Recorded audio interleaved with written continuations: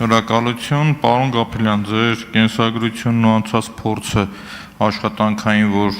կարդում եմ, տեսնում եմ, կարծում ավելի ճիշտ ընտրություն կլներ առողջապահության հանձնաժողով գնայիք, բայց դա ձեր թիմի որոշումներ։ Տեսեք, պարոն Գաբրելյան, իմ հարցը ինչու՞մ է կայանում։ 2022 թվականին ստեղծվել է 44-օրյա պատերազմի հանգամանքներն ուսումնասիրող հանձնաժողով, որի անդամ եղել եք դուք։ Այնուհետև ըստ ինձ օրենքի խախտումով երկարաձգվել է եւ շուրջ տարի ու կես էլ ավել հույժ գաղտնի ինֆորմացիա տիրապետել են հանձնաժողովի անդամները։ Ճիշտ է, վերջի հատվածում դուք չեք եղել արդեն հանձնաժողովի անդամ, բայց 25 թվականի սեպտեմբերին հայտարարվել է այդ հանձնաժողովի աշխատանքի ավարտ։ Նախկին իմ գործընկերներն ընդդիմադիր հայտարարել են, որ սա քաղաքական նպատակ է հետապնդում, չեն մասնակցել հանձնաժողովին, որը կարծում եմ ճիշտ են արել։ Հիմա որ դուք դառնում եք պոտենցիալ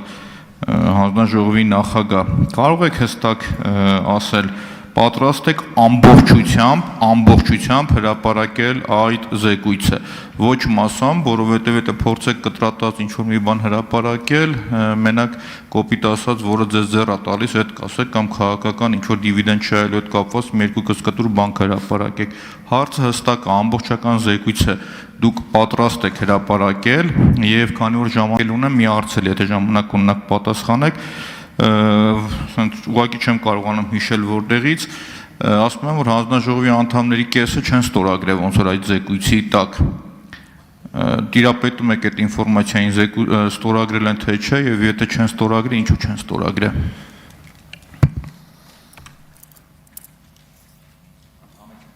Շնորհակալություն հարցի համար, պարոն Մանուկյան։ Նախ եւ առաջ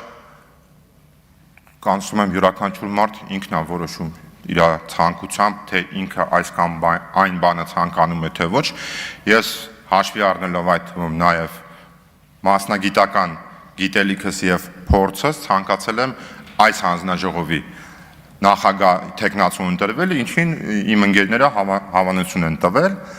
Ինչ վերաբերվում է 44-օրյա զեկույցի հետագա ճակատագրին, կարծում եմ այն պետք է լուծվի բացառապես հանրային հաշվետվողականության, թափանցիկության, օրենքի եւ օբյեկտիվության սկզբունքներին համապատասխան,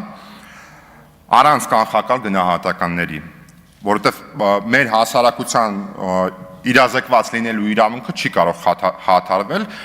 Ինչ վերաբերվում է ձեր այն հարցին, թե հանձնաժողովի անդամներից ովքեր են ստորագրել, ովքեր ոչ, ապա ես հանդիսացել եմ այդ հանձնաժողովի անդամ, իմ մանդատը վայր դնելուց հետո, երբ որ զեկույցը պատրաստ է եղել արդեն, ես այդ զեկույցին չեմ ծանոթացել եւ ես իմ ստորագրությունը այդ զեկույցի տակ չեմ դրել, կարծում եմ այսքանը։ Արձագանք։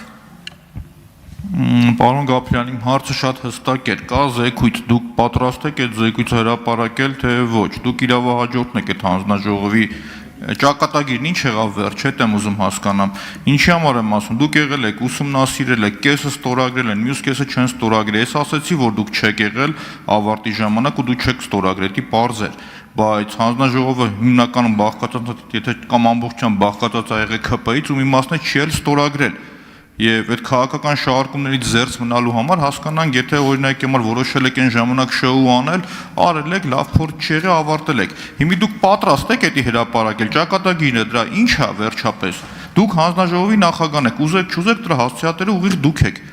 Իսկ ես ուրիշ մարդու չեմ էլ կարող այդ հարցը ուղղել, պարոն Գաբրելյան։ Մի հստակ ասեք, դուք պատրաստ եք հրապարակելու թե չէ։ Ձեր գնահատականը։ Շնորհակալություն։ Պարոն Մանուկյան, շնորհակալ եմ ձեր արձագանքի համար, բայց շոուից, որ ասում եք, այնուամենայնիվ խնդրում եմ հաշվի առնել, որ ինձ է ուղղված է ձեր ասելիքը, կարծում եմ այդքան է տեղին չի, որ շոուն ու ես նույն հարթության մեջ եք դնում։ Էլի կրկնվեմ, քանի որ հարցը ինձ է ուղղված, ինչպես որ ասեցի, իմ չստորագրել այդ թվում, սենց մեկնաբանեմ ձեզ, իմ չստորագրել այդ թվում, չեք կար այդ հարցը ուղիղ տալ եւ ուղիղ պատասխան ակնկալել։ Գոյություն ունի Հայաստանի Հանրապետության համապատասխան օրենքները։ Ես իմ կարծիքով, խնդիրը որտեղ է եղել, խնդիրը ըստիս եղել է օրենքների սխալ մեկնաբանության մեջ, որ մենք ի վերջո ունեցել ենք այն իրավիճակը, որը որ ստեղծվել է, այսինքն մեր հանրությունը իրազեկված չի սույն զեկույցի վերաբերյալ եւ հենց այդ կոնտեքստում եմ ասում, որ Վիլեն Գաբրիելյանի որոշելիքը չի, ոչ էլ Պաշտպանության եւ Անվտանգության հանձնաժողովի նախագահի որոշելիքը չի, բայց Վիլեն Գաբրիելյանի ցանկությունն է, որպեսզի այո, այդ զեկույցը պետք է մեր հանրությանը հասանելի լինի։